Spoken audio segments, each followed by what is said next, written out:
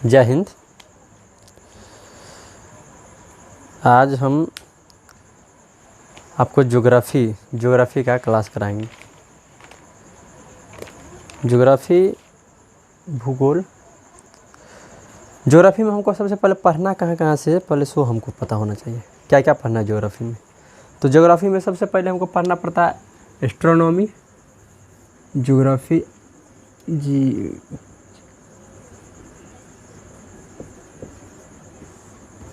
Geography हमें पढ़ना कहाँ से है सो हमको आपको बताते हैं। एस्ट्रोनॉमी पहला, दूसरा, तीसरा, चौथा। ज्योग्राफी में पहले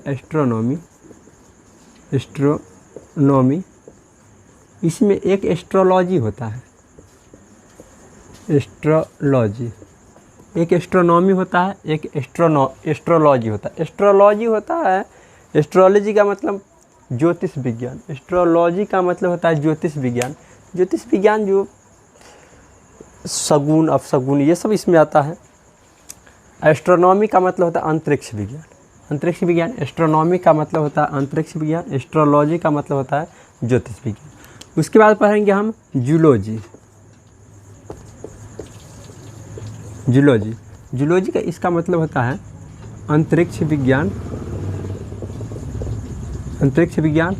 इसको ज्योतिष तो जानते हैं यार, ज्योतिष शास्त्र। और जूलॉजी का मतलब था भूगर्भ यानी कि भूमि के गर्भ में, भूमि के अंदर जो उपस्थित होता है उसके बारे में हमको जूलॉजी पढ़ना। उसके बाद हम पढ़ेंगे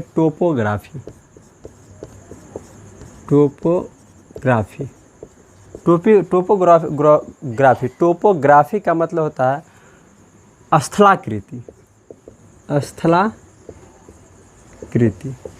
उसके बाद हम पढ़ेंगे ज्योग्राफी।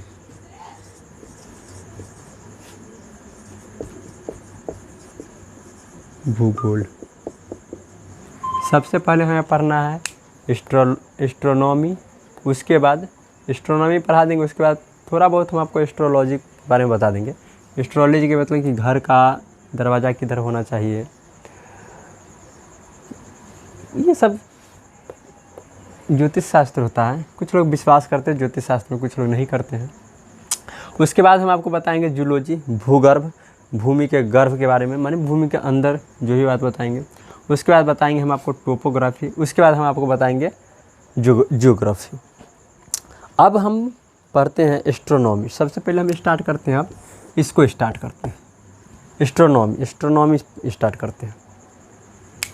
एस्ट्रोनॉमी हम स्टार्ट करते हैं।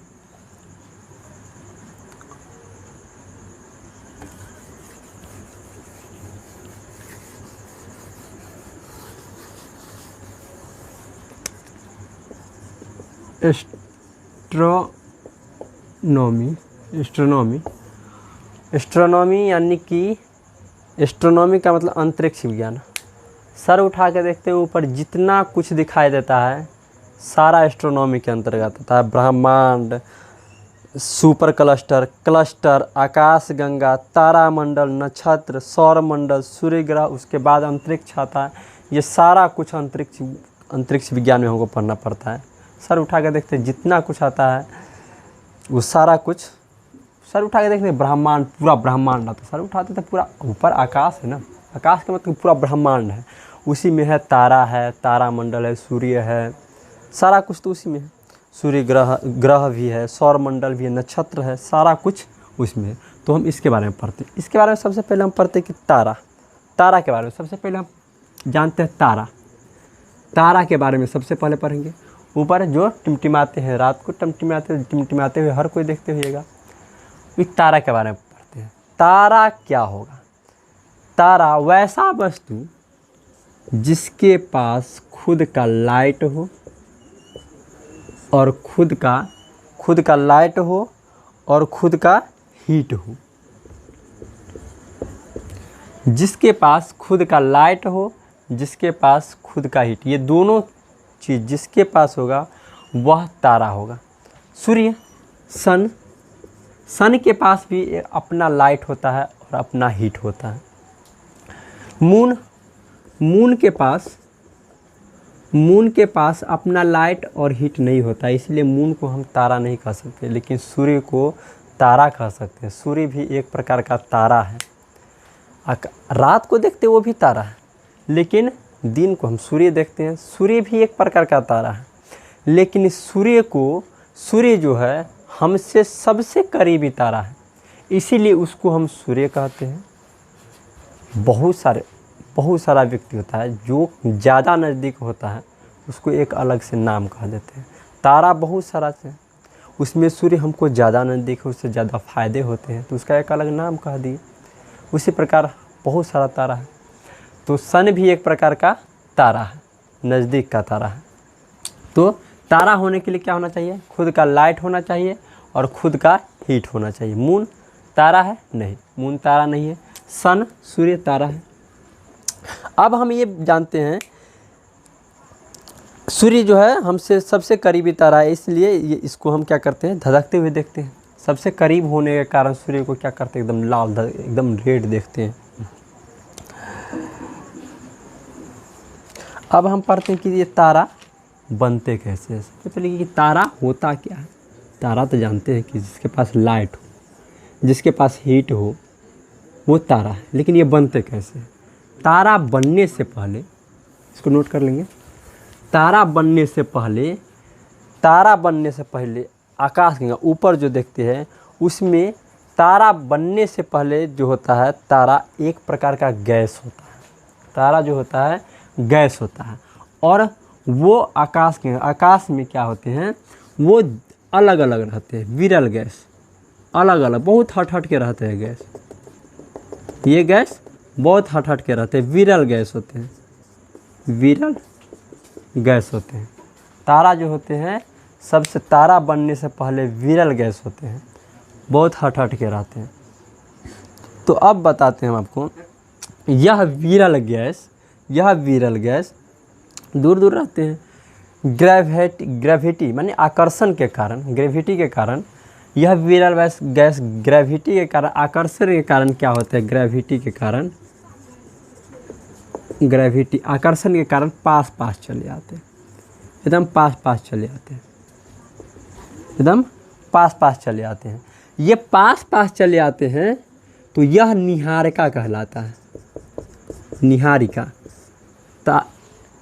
विरल गैस था, यह सब ग्रेविटी यानी कि आकर्षण के कारण पास चले आए। इसको क्या कहते हैं? निहारिका कहते हैं। इसको अंग्रेजी में नेबुला कहते हैं।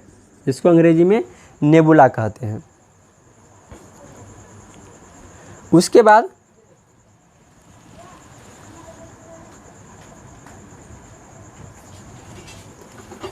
क्या कहते हैं? जब पास आएंगे, देखिए जब एक साथ एकदम पास सिकुड़ के बैठते हैं तो गर्म हो जाता है। तो ये सारा गैस क्या होते हैं? एक पास जाते हैं, पास आने के बाद क्या होता है? यह सिकुड़ करके एकदम गर्म हो जाता है, एकदम हीट हो जाता है। तो उसके बाद हीट होने के बाद यह बन जाता है तारा। हीट होने के बाद क्या बन जाता है? तारा बन जाता है। हीट होने के बाद तारा बन जाता है। तारा बनने से पहले विरल गैस आकर्षण के कारण एक साथ आते हैं तो वह निहारिका बन जाता है। एक साथ एकदम नज़दीक चले आते हैं। नज़दीक आने के बाद यह निहारिका कहलाता है। अब निहारिका जब एक साथ एकदम चिपक जाते हैं तो क्या हो जाता है? वह तारा का रूप ले लेता है। क्योंकि इसमें ईंधन बहुत ज़्यादा हो जाता है। अब इसमें ईंधन क्या होता है? तारा में ईंधन क्या होता है? तारा में ईंधन हाइड्रोजन ईंधन होता है। यह इसका हाइड्रोजन का संलयन हीलियम में होता है। और क्या होता है? संलयन होता है हाइड्रोजन। तारा में ईंधन हाइड्रोजन होता है। ईंधन यानी कि जिससे ऊर्जा मिलती है उसी को ईंधन कहते हैं। तारा में कौन सा ईंधन होता है? तो हाइड्रोजन का संलयन होता है हीलियम में। इसका अवस्था जो होता है, तारा का अवस्था जो होता है प्लाज्मा अवस्था में होता है। तारा जो होता है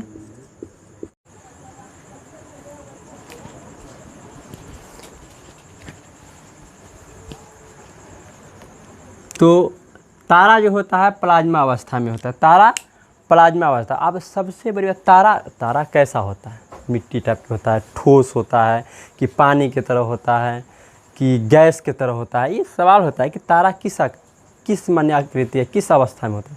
तो तारा जो होता है प्लाज्मा अवस्था में। प्लाज्मा अवस्था क्या होता है? प्लाज्मा अवस्था जैसे जो दूध का छाली होता है, दूध का छाली वो प्लाज्मा अवस्था हुआ।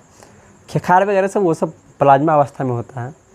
उसके बाद प्लाज्मा अवस्था में खून जो होता है, खून जम जाता है तो वो प्लाज्मा अवस्था में होता है।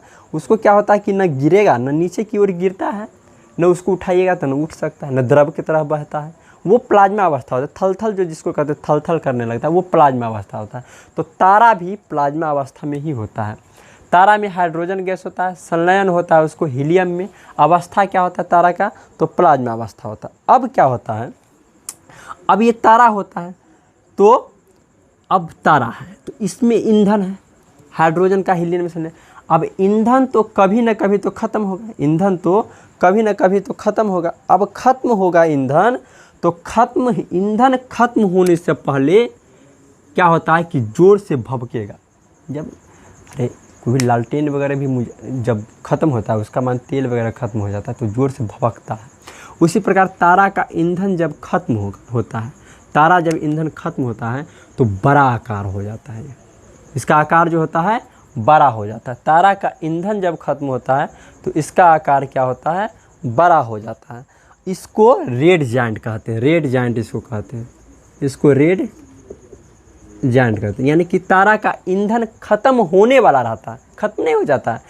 ख़त्म मान 95% ईंधन जब बचता है, 5% ख़त्म हो जाता है तो क्या होता है? यह रेड जायंट का रूप लेते हैं कि बड़ा हो जाता है, बहुत ज़्यादा बड़ा हो जाता है। और ईंधन क्या होता है, इसमें आकार बहुत बड़ा बढ़ जाता है, लेकिन ईंधन आकार क्या हो जाता है? इसका आकार बहुत बड़ा हो जाता है, आकार बढ़ जाता है, लेकिन ईंधन जो होता है ईंधन कम जाता है। ईंधन क्योंकि तारा था, इसमें हाइड्रोजन, अब कोई भी चीज़ का एक दिन ख़त्म तो होगा ना। तो तारा का ईंधन जब ख़त्म होने वाला रहता है तो उसका आकार बहुत बड़ा हो जाता है, लेकिन ईंधन क्या हो जाता है? कम हो जाता है। जब तारा का ईंधन ख़त्म होने वाला रहता है उसको क्या कहा जाता है? रेड जायंट कहा जाता है। रेड जायंट यानी लाल दानव कहा जाता है। ईंधन जब ख़त्म होने वाला रहता है तो लाल दानव कहा जाता है। अब क्या होता है, यहाँ से दो स्थिति होता है। चलिए हम इसको लाल दानव, यहाँ से हम इधर आ जाते हैं, उधर तो जगह है नहीं। अब रेड जायंट बन जाता है। रेड जायंट बनने के बाद दो स्थिति होता है।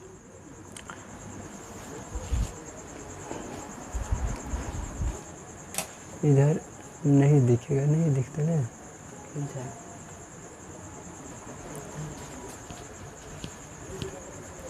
रेड जायंट बनने के बाद दो स्थिति होता है। यहाँ पे रेड जायंट को उठा करके यहाँ ले आते हैं, यहाँ ये है रेड जायंट, उधर ही होना चाहिए लेकिन इधर जगह है नहीं तो हम यहाँ लिख देते हैं रेड जायंट। यहाँ से दो स्थिति होता है। अगर तारा बड़ा है, तारा का आकार क्या है? बड़ा है। तारा का आकार बड़ा है तो इधर, और तारा का आकार छोटा है तो इधर चला आएगा। तारा का आकार यदि देखिए, अगर रेड जायंट बन गया, क्या हुआ कि सबसे पहले तारा बनने से पहले, इसको नहीं, तारा बनने से पहले क्या था? निहारिका था। तारा बनने से पहले, तारा क्या है? गैसों का गोला है। तारा जो है गैसों का गोला है। तारा बनने से पहले क्या रहता है? निहारिका, उसको निहारिका कहते हैं। तारा में कौन सा ईंधन होता है? तो हाइड्रोजन। संलयन किस में करता है? हीलियम में। अवस्था क्या होता है तारा का? तो प्लाज्मा अवस्था। तारा का जब ईंधन खत्म होने वाला रहता है तो रेड जायंट आकार बहुत बड़ा हो जाता है, आकार बहुत बड़ा हो जाता है। उसको रेड जायंट कहते हैं, लाल दानव। उसका ईंधन खत्म हो जाता है। अब इसके बाद दो स्थिति रहता है। यदि रेड जायंट बनने के बाद यदि तारा का आकार बड़ा है, कितना बड़ा है? तो सूर्य से यहाँ पर हम लिख देते हैं, सूर्य से 1.44 गुना बड़ा है।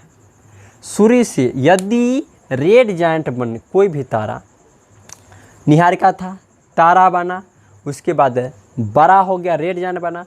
अगर वह तारा सूर्य से 1.4 डेढ़ कहिए ना 1.1.5 मीटर डेढ़ गुना, सूरज से 1.5 गुना, सूर्य से 1.5 गुना, एक्यूरेट वैल्यू याद रखेंगे 1.44।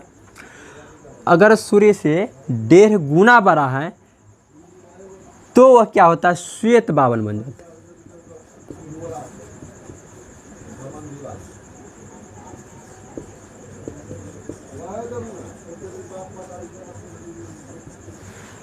सूर्य से अगर छोटा बड़ा हम कह दिए छोटा, सूर्य से अगर छोटा है तो वह श्वेत बावन बन जाता है, व्हाइट ड्वार्फ। तो व्हाइट ड्वार्फ यहाँ पे बहुत ज़्यादा इसका क्या होता है, इसका ईंधन बहुत कम होता है, लेकिन यहाँ से जब जाता है श्वेत बावन तो एकदम थोड़ा एकदम धीरे धीरे चमकता है। कभी कभी आकाश में आप देखे होइएगा एकदम धीमा थोड़ा चमकता रहता है तारा, तो वो श्वेत बावन होता है। जब इसका ईंधन पूरी तरह ख़त्म हो जाता है, पूरी तरह जब ख़त्म हो जाता है तब उसके बाद यह हो जाता है काला वामन, ब्लैक ड्वार्फ। इसी को ब्लैक ड्वार्फ कहते हैं। जब रेड जायंट, जब सूर्य से किसी तारा का आकार छोटा रहता है, सूर्य से 1.4 गुना छोटा रहता है, तो वह उसका ईंधन खत्म होने पर रहता है, खत्म होने के कगार पर, तो वह श्वेत बावन का रूप धारण कर लेता है। उसके बाद पूरी तरह ईंधन खत्म हो जाता है तो ब्लैक ड्वार्फ बन जाता है, काला बावन बन जाता है, और यह आकाश में अंतरिक्ष में कचरा की भांति तैरता रहता है इधर उधर।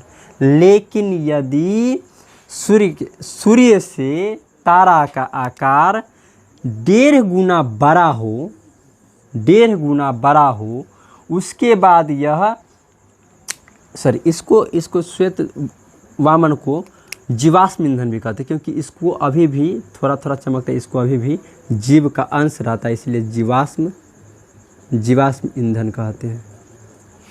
जीवाश्म ईंधन किसको कहते हैं, श्वेत बावन को। जीवाश्म ईंधन किसको कहते हैं, श्वेत बावन को, व्हाइट ड्वार्फ। लेकिन यदि रेड जायंट अगर सूर्य से 1.5 गुना 1.44 1.5 गुना बड़ा होगा तो वह क्या होगा, अभिनव तारा का रूप लेगा। अभिनव तारा इसको कहते हैं,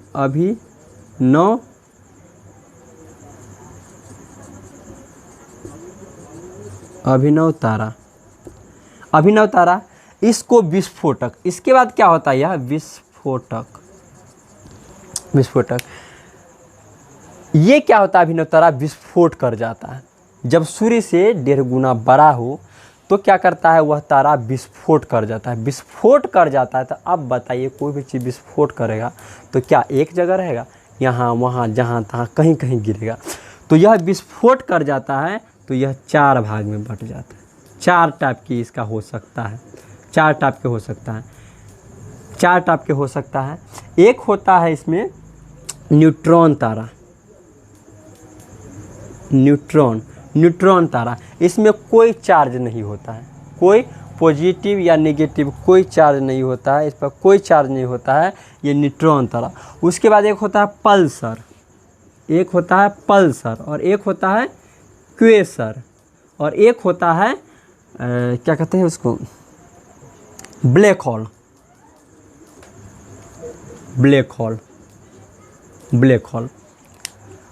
अभिनव तारा, विस्फोटक तारा किसको कहते हैं, अभिनव तारा को। विस्फोटक तारा किसको कहते हैं, अभिनव तारा को। अभिनव तारा जब विस्फोट करता है तो कितना तारा बन सकता है, 4 प्रकार से बन सकता है। या न्यूट्रॉन बनेगा, या पल्सर या क्वेसर बनेगा, या ब्लैक होल बनेगा। पल्सर या क्वेसर घूर्णन बहुत तीव्र घूर्णन करता है, बहुत तेज़ी से घूमता है अंतरिक्ष में। न्यूट्रॉन तारा बहुत बड़ा होता है, लेकिन पल्सर और क्वेसर छोटा होता है, न्यूट्रॉन तारा से छोटा होता है, वो बहुत तीव्र घूमता रहता है, इसीलिए इसको पल्सर और क्वेसर। अंतरिक्ष में सबसे अधिक तीव्र घूर्णन करने वाले तारा को क्या कहते हैं, पल्सर और क्वेसर। ब्लैक होल के बारे में थोड़ा समझिए। ब्लैक होल इतना खतरनाक तारा है, ब्लैक होल, इसका आकार बहुत छोटा होता है। आकार जो होता है ब्लैक होल का आकार इस सब तारा से छोटा होता है। बहुत छोटा का मतलब क्या, बहुत छोटा नहीं, अरे एस्ट्रोनॉमी में बहुत छोटा के मतलब भी बहुत छोटा। इसका 1 चम्मच मिट्टी, ब्लैक होल का 1 चम्मच मिट्टी 10 हाथी के वजन के बराबर होता है। तो ब्लैक होल कितना बड़ा होगा, 10 हाथी के बराबर होता है। ब्लैक होल का वजन, ब्लैक होल का जो होता है वजन जो होता है बहुत ज़्यादा, घनत्व बहुत बढ़ जाता है। कैसे हम बताते हैं, घनत्व बहुत बढ़ जाता है। हम बताते हैं कैसे। कोई भी चीज़ मान लीजिए फैला हुआ है, ये पेपर है, ये फैला हुआ है, इसका घनत्व, अभी इसको आप फेंकिएगा तो ज़्यादा दूर नहीं जाएगा, लेकिन इसको मोड़ दीजिए पूरी तरह से। अगर मोड़ लेते हैं पूरी तरह से मोड़, इसको फेंकेंगे तो ज़्यादा दूर जाएगा। क्यों?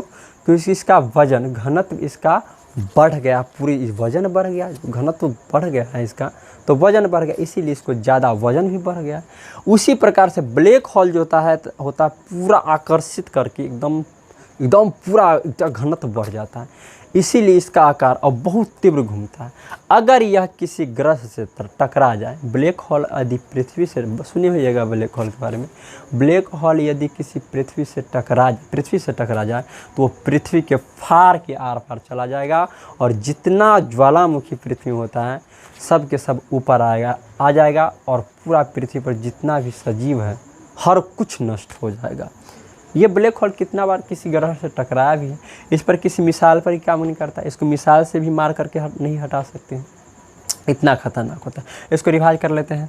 तारा बनने से पहले क्या रहता है, तारा क्या है, सबसे पहले गैसों का बादल है, गैसों का कोहरा है, गैसों का समूह, ये कह सकते हैं।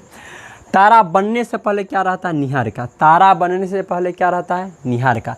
तारा में कौन सा गैस होता है, तो हाइड्रोजन। संलयन किस में होता है, तो हीलियम में। तारा किस अवस्था में रहता है, तो प्लाज्मा अवस्था। तारा किस अवस्था में रहता है, प्लाज्मा अवस्था।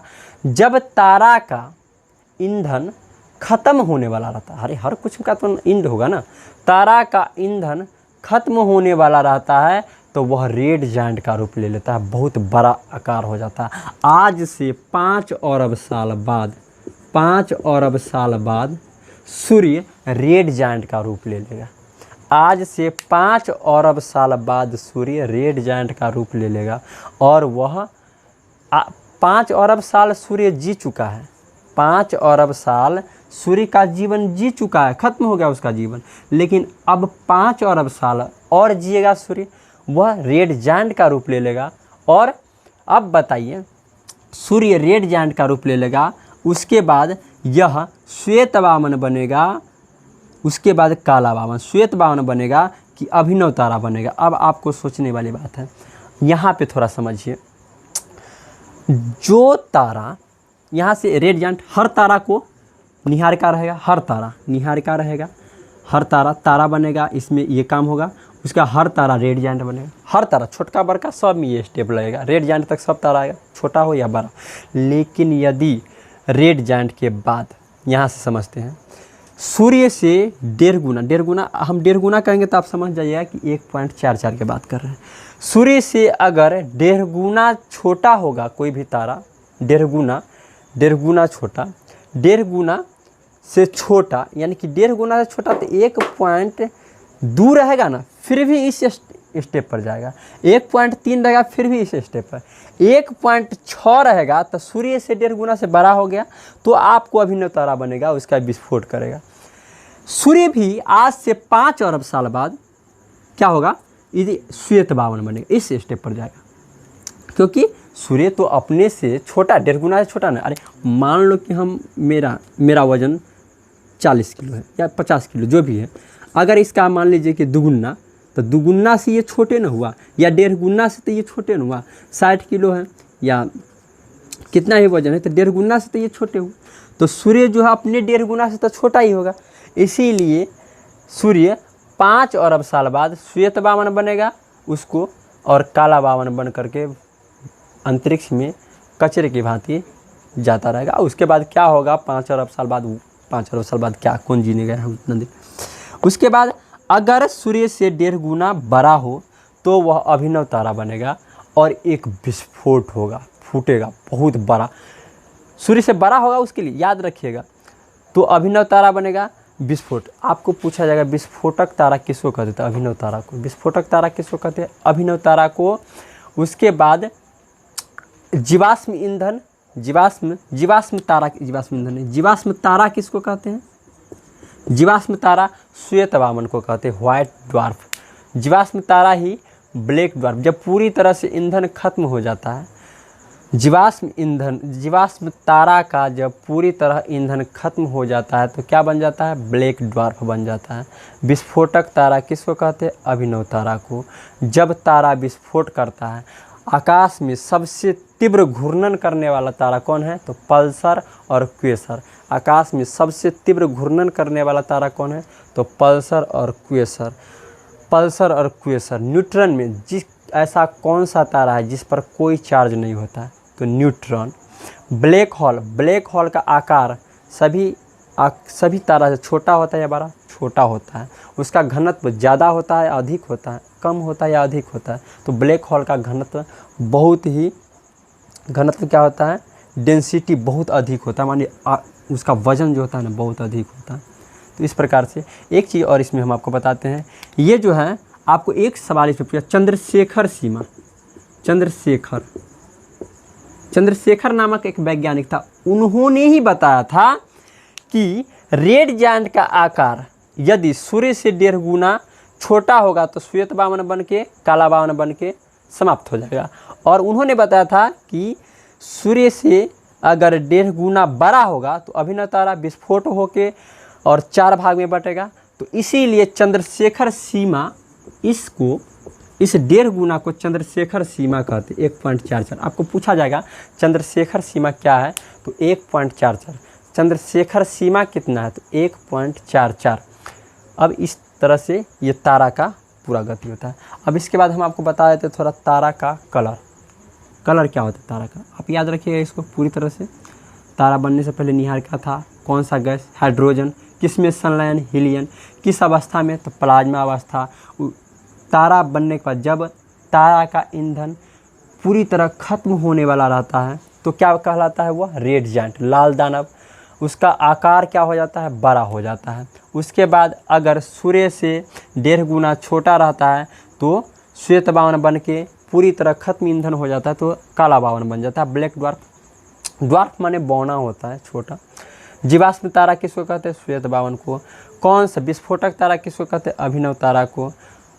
चंद्रशेखर सीमा कितना है? 1.44। कौन सा तारा है जो अति तीव्र घूर्णन करता है? तो पल्सर और क्वेसर। कौन सा तारा पर कोई चार्ज नहीं होता है? तो न्यूट्रॉन में। कौन सा तारा अति खतरनाक होता है? तो ब्लैक होल कह सकते हैं। अब जानते हैं हम तारा का colour of star, COLOUR, colour of star. तारा का कलर, तारा का रंग। आप नॉर्मली तारा को 3 कलर में देखे होइएगा। तारा को 3 कलर में, लाल, श्वेत, ब्लू, लाल और उजला और ब्लू, ये देखे होइएगा। तारा का जो कलर होता है ना, तारा का पृष्ठीय तापमान, तारा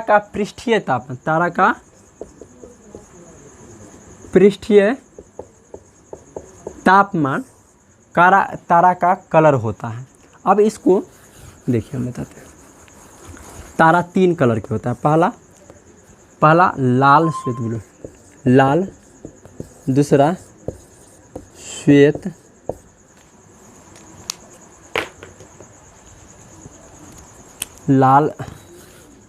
पहला लाल, दूसरा श्वेत, तीसरा ब्लू, माने ब्लू नीला, ब्लू। अब हम बताते हैं नॉर्मल टेम्परेचर जिसका होगा, जिस तारे का टेम्परेचर नॉर्मल होगा, माने कम। नॉर्मल का मतलब क्या? कम। ये भी नॉर्मल का मतलब, अरे हम बोले एस्ट्रोनॉमी में नॉर्मल कोई भी चीज़ नहीं होता, कम, बहुत कम। नॉर्मल, जिस तारा का टेम्परेचर, तापमान नॉर्मल होगा तो वह लाल दिखाई देगा। मीडियम अगर होगा, मीडियम अगर टेम्परेचर होगा, नॉर्मल टेम्परेचर